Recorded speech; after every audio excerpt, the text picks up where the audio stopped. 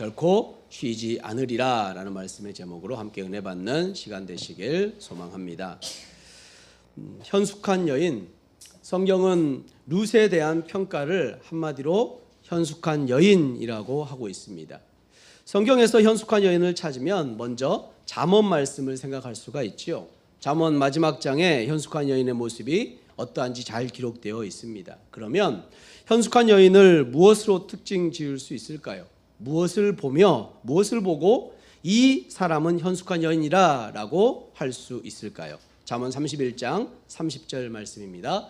함께 합니다. 고운 것도 거짓되고 아름다운 것도 헛되나 오직 여호와를 경외하는 여자는 칭찬을 받을 것이라. 아멘. 현숙한 여인은 하나님을 경외하는 여인입니다. 그리고 그것이 룻기에서는 헤세드를 행한 룻을 표현되지요. 하나님을 경외하는 것은 헤세드로 나타납니다. 헤세드의 사랑이, 헤세드의 실천이 현숙한 여인의 특징인 것이지요. 그래서 룻을 현숙한 여인이라고 말씀하고 있는 것입니다. 그렇다면 현숙한 여인은 하나님을 어떻게 경외할까요?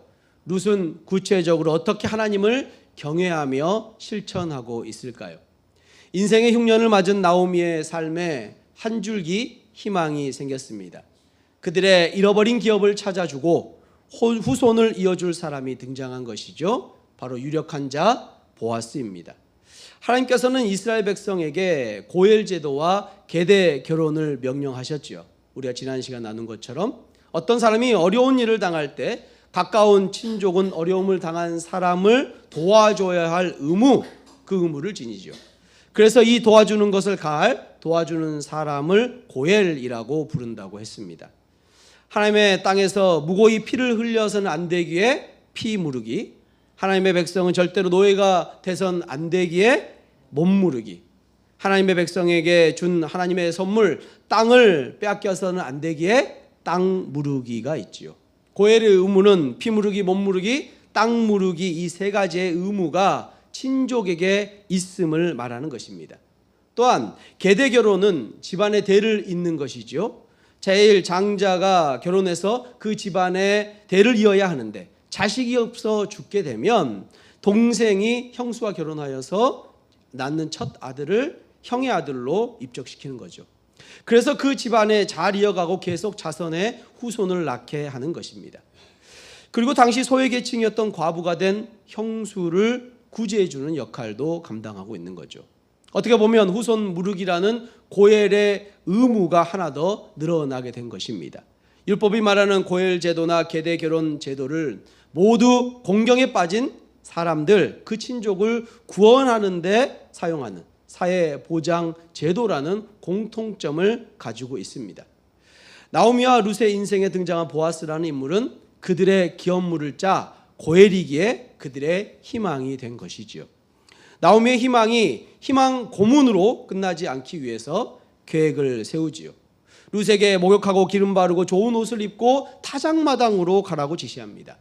그리고 보아스가 잘 때까지 기다려 그가 자는 곳을 잘 봐두었다가 자게 되면 그 발치에 누우라고 말하는 것이지요. 그 이유는 보아스를 조용히 찾아가 보아스에게 청혼을 하기 위함이었습니다. 당시 타작마당은 남자들의 축제였습니다. 타작을 마친 후에 벌어지는 이 축제는 음주 가무가 행해졌고 많은 규범들이 무너지는 이방 문화에 물든 일탈된 축제였지요. 특히 가나안 문화에 노출된 사사시대, 지금 룻기가 사사시대의 모습을 그리고 있는 이 베들레헴 역시 마찬가지였습니다. 그곳은 젊은 여인인 룻에게 안전한 장소가 절대 아니었죠. 그럼에도 불구하고 룻이 시어머니 나오미의 말에 순종을 합니다. 룻기 3장 6절 말씀입니다. 그가 타작마당으로 내려가서 시어머니의 명령대로 다 하니라. 아멘. 룻은 시어머니 나오미의 명령에 철저히 순종을 하지요. 여기서 우리는 현숙한 여인의 모습을 발견할 수 있습니다. 여호와를 경외하는 것은 하나님이 살아계심을 믿고 그분께 순종하는 것입니다. 그것도 흉내만 내는 것이 아니라 철저히 순종하는 것이죠. 이방 여인이었던 룻은 시어머니 나오미를 따라 베들레헴에 왔지만 그녀에게는 믿음이 있었습니다. 헤세드의 사랑으로 덮어주시는 하나님, 여호와의 날개 아래 덮어주시는, 언제나 덮어주시는 그 하나님의 향한 믿음이 있었던 것이죠. 룻은 어머니의 권면 또한 하나님의 말씀과 같이 받아들이고 철저히 순종하고 있는 것입니다. 현숙한 여인은 하나님의 명령에 철저히 순종하며 하나님을 경외하며 하나님을 경험하는 사람입니다. 그렇다면 하나님의 명령에 순종한 현숙한 여인의 룻에게는 꽃길만이 남아있을 것입니다. 과연 룻의 청혼에 보아스가 어떻게 반응하는지, 룻은 또 어떻게 걸어가는지 말씀 안으로 들어가 보도록 하겠습니다. 10절 말씀 다 같이 함께 봉독합니다. 그가 이르되 내 딸아 여호와께서 내게 복 주시기를 원하노라. 내가 가난하건 부하건 젊은 자를 따르지 아니하였으니 내가 베푼 인애가 처음보다 나중이 더하도다. 아멘. 보아스는 룻을 내 딸아 라고 부르며 크게 칭찬을 하지요. 룻이 얼마든지 젊은 남자를 만날 수 있음에도 불구하고 그렇게 하지 않는 것에 대한 칭찬이죠. 사실 룻에게 죽은 남편과 친족과 결혼해서 집안을 다시 세워야 하는 책임은 없습니다. 그럼에도 룻은 젊은 남자가 아니라 보아스를 선택하지요. 그것은 자신보다는 홀로 된 시어머니 나오미를 더 생각하는 결정이었습니다. 그래서 보아스는 이러한 룻의 선택에 감동을 받는 거죠. 그래서 룻이 베푼 인애가 처음보다 더 나중이 더 크다라고 말하고 있는 것입니다. 보아스가 여기서 말하는 인애는 우리가 1장에서 함께 나눴던 헤세드를 이야기하는 것이죠. 그럴 의무가 전혀 없는데도 행하는 신실하신 사랑, 헌신된 사랑, 언약의 사랑, 충성을 의미하는 것이 이 헤세드란 단어였지요. 룻이 자기 백성들에게 돌아가게 되는데 시어머니를 모시겠다고 베들레헴까지 온 것은 헤세드였습니다. 그리고 지금 룻이 젊은 남자와 결혼해도 되는데 보아스와 결혼하려는 것은 더 큰 헤세드라는 것이죠. 룻이 자기 감정이 아니라 자기 이익을 쫓는 것이 아니라 나오미와의 약속을 지키고 나이 많은 보아스와 결혼하는 것, 그것이 헤세드를 실천하는 것이었습니다. 이렇게 룻을 축복하며 칭찬한 보아스는 이제 룻을 안심시킵니다. 11절 말씀입니다. 그리고 이제 내 딸아 두려워하지 말라. 내가 내 말대로 내게 다 행하리라. 내가 현숙한 여자인 줄을 나의 성읍 백성이 다 아느니라. 아멘. 보아스는 지금 룻의 마음을 헤아리며 두 가지의 따뜻한 말을 던지고 이야기하고 있죠. 하나는 그녀가 원하는 대로 다 행하겠다는 것입니다. 이 말은 보아스가 할 수 있는 일이라면 경제적 이득이든 손해를 따지지 않고 자비를 베풀겠다는 얘기죠. 보아스는 룻이 안심할 수 있도록 이것을 약속하고 있는 것입니다. 그리고 다른 하나는 룻이 현숙한 여자라는 사실을 알고 있다는 것입니다. 이 말은 보아스가 이 대담한 프로포즈를 오해하지 않게 합니다. 지금 상황에서 보면 룻을 정숙하지 못한 여자라 생각할 수도 있지요. 그 밤에 찾아갔으니까요. 그래서 보아스는 룻이 어떤 사람인지를 백성들이 다 안다라고 말하고 있습니다. 이렇게 해서 룻의 마음을 무겁게 할 만한 것들을 다 사라지게 합니다. 보아스는 기쁘게 룻의 청혼을 받아들이고 있는 것이지요. 이제 룻과 나오미의 인생은 보아스라는 든든한 후원자와 함께할 기대감이 생기게 된 것입니다. 그런데 갑자기 문제가 생깁니다. 꽃길만 걸어갈 것 같은 그런 룻의 나오미의 인생 가운데 문제가 생긴 것이죠. 12절과 13절 말씀 함께합니다. 참으로 나는 기업을 물을 자이나 기업 물을 자로서 나보다 더 가까운 사람이 있으니 이 밤에 여기서 머무르라. 아침에 그가 기업을 물을 자를 책임을 내게 이행하려 하면 좋으니 그가 그 기업 물을 자를 책임을 행할 것이니라. 만일 그가 기업 물을 자의 책임을 내게 이행하기를 기뻐하지 아니하면 여호와께서 살아계심을 두고 맹세하노니 내가 기업 물을 자의 책임을 내게 이행하리라. 아침까지 누워 있을지니라 하는지라. 아멘. 보아스의 입에서 나오미에게 다른 기업 물을 자가 있는데 그가 기업 물을 권리를 주장하면 나는 기업 물을 수가 없다라고 말하는 것이죠. 이런 상황을 룻은 전혀 알 수가 없었죠. 너무 갑작스러운 일이었습니다. 이제까지 수고했던 모든 것이 허사가 되는 일이 되는 거죠. 우리가 이미 룻기의 결론을 다 알고 있기에 이 대목에서 우리는 긴장하지 않을 수도 있습니다. 왜냐하면 우리는 결국 보아스와 룻이 결혼하는 사실을 알고 있으니까요. 그래서 3장에 등장하는 이 걸림돌이 크게 관심을 받지 않을 수 있습니다. 어차피 결혼하기 때문이죠. 그러나 룻과 나오미의 입장에서 오늘 본문 속에 있는 보아스의 말을 처음 들었다고 생각하면 어떨까요? 룻이 견물을 자로서 나보다 더 가까운 사람이 있다는 말을 들었을 때 어떤 생각이 들었을까요? 더 가까운 친족이 있어서 그가 권리를 포기하지 않으면 이제까지 믿음으로 결단했던 선택들이 움직이는 모든 것이 다 날아가는 것이 아니겠어요? 이 이야기는 청천벽력 같은 것이었을 것입니다. 사랑하는 성도 여러분, 우리는 이와 같은 청천벽력과 같은 일을 신앙생활하면서도 자주 경험합니다. 하나님께서 우리로 하여금 가장 좋은 것을 주실 수 있음에도 불구하고 때로는 그것을 주지 않으시기 때문이지요. 분명 하나님의 뜻을 구하고 기도하면서 결정한 일입니다. 또 기도하는 중에 하나님께서 반드시 이 일을 이루실 것이라는 확신도 주셨습니다. 그런데 막상 기도하고 있는데 변화가 생기지 않는 것이죠. 분명히 하나님께서 이루실 것을 알았는데 내 생각과 다르게 하나님의 도움의 손이 임하지 않는 것이죠. 정말 하나님께서 기뻐하시는 헌신을 했고 그분이 그 헌신을 기뻐 받으셨다는 확신도 있었는데 말이죠.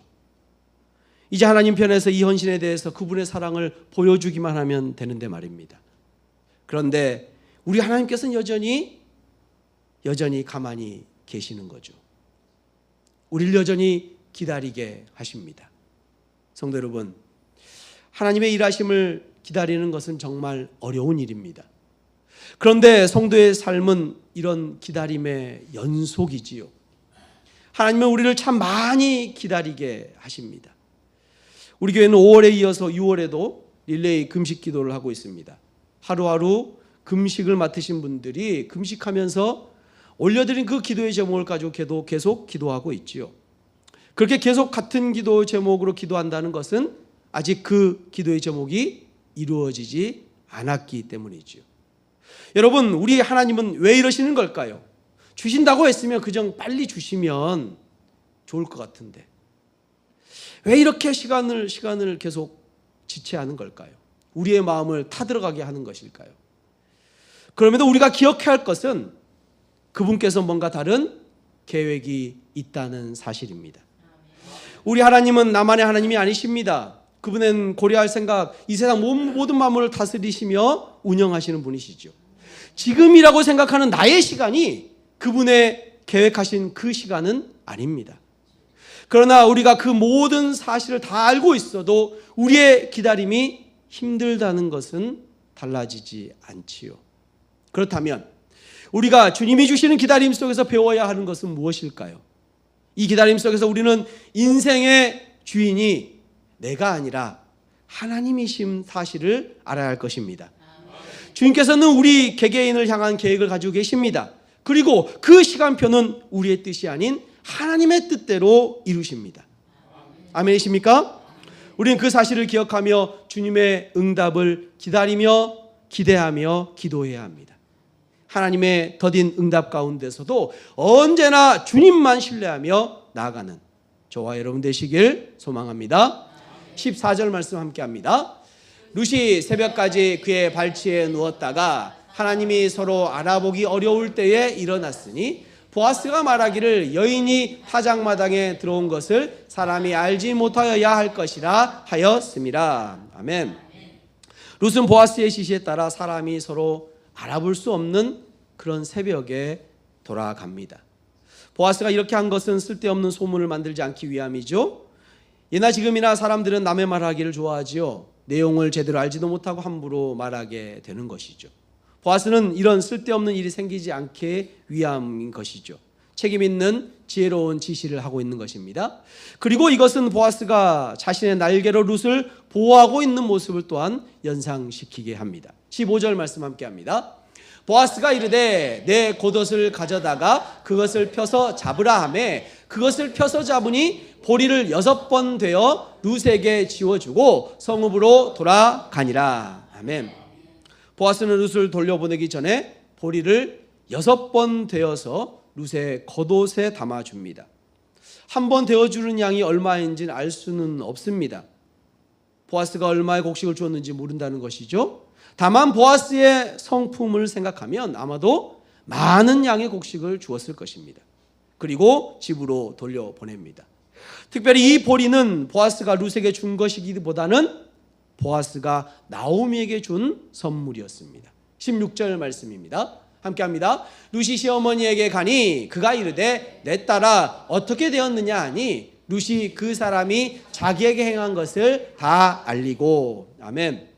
룻은 이제 자신의 할 일을 모두 마치고 풍성한 곡식과 함께 돌아갔지요.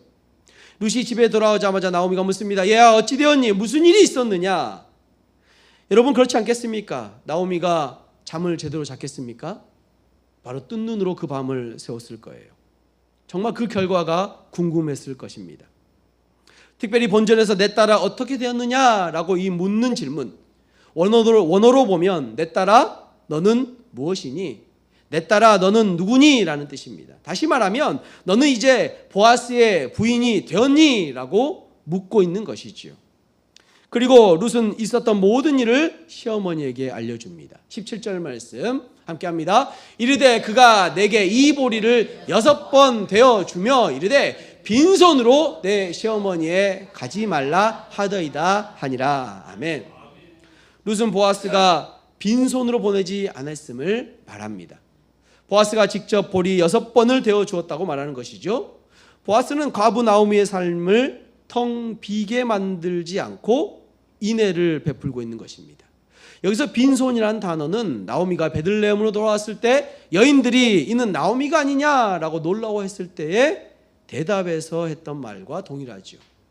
룻기서 1장 21절 말씀입니다. 내가 풍족하게 나갔더니 여호와께서 내게 비어 돌아오게 하셨느니라. 아멘. 여기서 비어와 같은 단어인 것입니다. 나오미는 자신의 삶의 흉년과 아들들의 죽음으로 텅 비어버린 인생이 되었지요. 나오미는 스스로 그렇게 생각했지만 하지만 그녀의 삶은 조금씩 채워지고 있었습니다. 특별히 보아스가 보낸 보리 6대는 텅 빈 나오미의 삶을 채워주는 데 필요한 선물이었어요. 보아스는 텅 비어 돌아가지 말라는 보리 6대의 그 선물은 구체적으로 무엇을 의미할까요? 남편과 2 아들을 잃었지요. 그 얘기는 후사가 없었다는 이야기입니다. 텅 빈 것에 대한 보답은 바로 후사가 생길 예정이라는 것에 대한 선물이죠. 보리 알곡은 단순히 배고픔을 채워주는 식량일 뿐만 아니라 이 알곡을 땅에 심으면 다시 자라나게 되는 씨앗의 같은 역할을 합니다. 룻은 단순히 보리만을 가지고 온 것이 아니라 계대 결혼과 기업 물을 후손에 대한 약속을 상징하고 있는 것입니다. 나오미는 모든 내용을 다 들었고 보아스가 6대 되어준 보리에 담긴 메시지도 읽었습니다. 나오미는 불안해하는 룻을 위로하며 격려하게 말합니다. 18절 말씀 함께합니다. 이에 시어머니가 이르되 내 딸아 이 사건이 어떻게 될지 알기까지 앉아있으라. 그 사람이 오늘 이 일을 성취하기 전에는 쉬지 아니하리라 하니라. 아멘. 나오미와 룻은 자기들이 할 수 있는 일을 다 했습니다. 나오미는 주님이 보여주시는 희망 안에서 계획을 세웠고 룻은 그 계획대로 철저히 순종을 했지요. 타작마당으로 나갔고 보아스의 발치에 누웠습니다. 그리고 옷자락으로 덮어달라고 청혼도 했습니다. 보아스 또한 기업물을 짜라고 행하겠다고 응답까지 했습니다. 하지만 복병이 생겼죠. 더 가까운 친족이 있었던 것입니다. 나오미와 룻은 더 이상 할 수 있는 일이 아무것도 없었습니다. 대신 보아스가 이 일을 성취하기 위해 적극적으로 움직이지요. 보아스가 마무리할 것입니다. 나오미는 보아스를 또한 신뢰하고 있는 것이죠. 그가 이 일을 이루기까지 쉬지 않을 것이라는 확신을 갖고 있습니다. 그래서 이 일이 어떻게 이루어지는지 지켜보자고 며느리를 격려하고 있지요.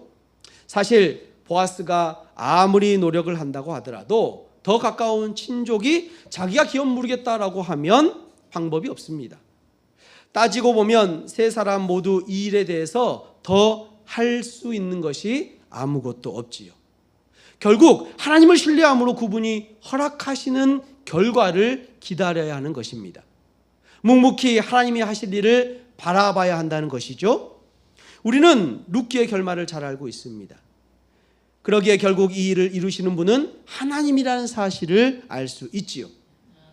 그래서 나오미가 하는 마지막 말이 우리에게는 하나님에 대한 것으로 들리는 것입니다. 그분이 이 일을 성취하시기까지 쉬지 아니하시리라. 할렐루야. 하나님께서는 우리를 향한 헷세대의 사랑을 쉬지 않으십니다. 마치 우리가 자녀를 바라보는 것처럼요. 자녀는 50대가 되어도 70대, 80대가 되어도 자녀입니다. 그러니 90세 노모가 70세 아들에게 나갈 때 차 조심하라 라고 이야기하는 것이죠. 부모는 자식의 생각밖에 없지요. 하나님께서도 자녀된 우리 생각밖에 없는 줄로 믿습니다. 그런데 자녀인 우리는 알지 못하지요. 그래서 당장 눈앞의 것들을 왜 주지 않는지 땡깡 부리고 짜증을 냅니다. 하나님 아버지께서 주지 않으시는 이유는 우리가 받을 준비가 되지 않아서인데도 말이죠. 우리는 우리 아버지 되신 하나님을 신뢰해야 합니다. 자연인 우리에게 가장 좋은 것을 주실 분이라는 사실을 신뢰해야 합니다. 그 하나님을 언제나 신뢰하며 나아가는 저와 여러분 되시길 축원합니다. 말씀을 마치고자 합니다. 현숙한 여인은 여호와를 경외하는 자입니다. 경외는 하나님이 살아계심을 인정하며 순종하며 신뢰하는 것입니다. 하지만 우리는 살아가면서 하나님을 신뢰하지 못할 때가 있죠. 가장 큰 이유 중에 하나는 내 뜻을 내려놓지 못하기 때문입니다. 내가 원하는 결과대로 되기만 바라기 때문이죠. 내가 원하는 결과가 나오지 않을까 봐 두려워하기 때문입니다. 하나님을 신뢰하지 못하고 과정을 꾸미는 것이죠. 그래서 거짓말을 하거나 뭔가를 숨기거나 살짝 비틀거나 잘못된 방법으로 사용하거나 하나님의 말씀대로 하지 않는 것입니다. 내가 원하는 결과를 얻기 위해 하나님을 신뢰하는 것을 포기하는 것입니다. 이것은 우리가 날마다 경험하는 갈등입니다. 가정생활과 학교와 직장과 사업과 인간관계, 재정, 심지어 하나님을 섬기는 일까지 우리는 계획에서 이런 선택의 기로에 서게 되지요. 우리에게 두 가지 선택이 있습니다. 하나는 과정을 꾸미고 내가 원하는 결과를 도출해내는 것. 또 하나는 과정을 꾸미지 않고 결과를 하나님께 맡기는 것입니다. 우리가 하나님을 신뢰함으로 옳은 것을 선택했을 때 내가 생각하는 좋은 결과를 얻을 수 있지만 얻지 못할 수도 있습니다. 그래서 때로는 내가 원하지 않는 결과를 얻게 됩니다. 내가 생각하는 해피엔딩이 아닐 수 있지요. 하지만 그 옳은 선택을 통해 어떤 방법으로든 하나님을 경험하게 될 것입니다. 그리고 그것은 내가 원하는 결과를 얻는 것보다 더 값진 우리의 재산이 될 줄로 믿습니다. 사랑하는 성도 여러분, 우리와 함께 하시는 하나님, 하나님의 역사하심을 경험하시기 원하십니까? 그렇다면 내 뜻을 이루기 위해서 과정을 조작하지 마시기 바랍니다. 세상 방법 따라가지 마시기 바랍니다. 결과를 그분께 맡기고 믿음 바대로 말씀대로 순종하시기 바랍니다. 하나님을 신뢰함으로 믿음에 따라 순종하시기 바랍니다. 성령님께 힘을 달라고 기도하며 말씀대로 순종하시기 바랍니다. 그러면 하나님이 일하실 줄로 믿습니다. 그러면 살아계신 하나님이 영광과 능력으로 나타내실 줄로 믿습니다. 그러면 그 과정을 통해 하나님이 그분의 뜻을 이루어 주실 줄로 믿습니다. 성도 여러분, 더 이상 나아갈 수 없고 사방이 막힌 것 같은 상황에서도 주님은 일하십니다. 예수님께서는 우리가 죄악 가운데 영원히 죽을 수밖에 없는 상황에서 우리의 죄 사함을 위하여 일하셨습니다. 이 땅의 동정저 마리아의 아들로 태어났고요. 33년을 사셨습니다. 골고다 언덕길을 오르셨습니다. 십자가를 지셨습니다. 그리고 3일 만에 부활하셨지요. 우리는 보아스를 보며 예수님을 떠오르게 됩니다. 예수님께서 십자가에 달리셨을 때 그분은 30대의 청년이었음에도 십자가에 달린 지 6시간 만에 돌아가셨습니다. 그날은 탈수가 심하게 일어나는 맑은 날이 아니라 태양이 가려질 만큼 구름이 있는 날이었습니다. 이런 경우 십자가에 달린 자들은 그대로 두면 보름 이상을 살아가기도 했다고 합니다. 그런데 우리 주님은 십자가 위에서 6시간 만에 돌아가셨습니다. 많은 형을 집행해온 로마 군인들조차도 예수님이 죽었는지 이례적이었습니다. 그래서 죽음을 확인하기 위해 어떻게 했습니까? 옆구리에 창으로 찔렀지요. 예수께서는 왜 이렇게 일찍 돌아가셨을까요? 그 이유는 확실히 알 수는 없지만 이런 생각이 듭니다. 예수님께서 이 땅을 사셨던 그 모든 시간을 그분은 자신의 전부를 쏟으셔서 사역을 하셨습니다.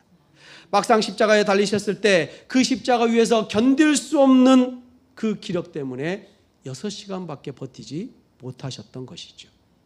잡히시기 전, 호초당하시기 전, 십자가에 달리기 전 이미 그분은 거의 죽을 만큼 자신을 소진시키셔서 사명을 감당하셨습니다. 십자가에서 단 하루를 버틸 힘조차 남기지 않으시고 이 땅에 있는 자기 백성을 위해 자신의 모든 걸 쏟으셔서 하루하루 살아가셨습니다. 이 일을 성취하시기까지 그 몸과 마음 쉬게 하지 않으셨다는 것이죠. 왜 그랬을까요? 왜냐하면 우리를 정말 사랑하셨기 때문입니다. 할렐루야. 그렇다면 우리 주님은 지금 무엇을 하고 계십니까? 하느님 보좌 우편에 계십니다. 그 보좌 우편에서 우리를 위해서 쉬지 않고 중보하고 계시죠. 주님은 여전히 우리를 위하여서 그곳에서 기도하고 계시는 겁니다. 쉬지 않고 중보하고 계신 줄로 믿습니다. 이 시간 이 일을 완성하실 때까지 결코 쉬지 않으시는 우리 주님을 신뢰하시길 바랍니다. 주저앉았던 자리에서 다시 일어나시기 바랍니다. 믿음의 길로 서시기 바랍니다. 하루하루 주님을 향한 소망으로 인내하시기 바랍니다. 주님께서 일하고 계십니다. 결코 쉬지 않으시고 우리를 위해 일하시는 주님을 언제나 신뢰하며 나아가는 주님의 은혜교회 성도님들 되시길 주님의 이름으로 축원합니다. 아멘.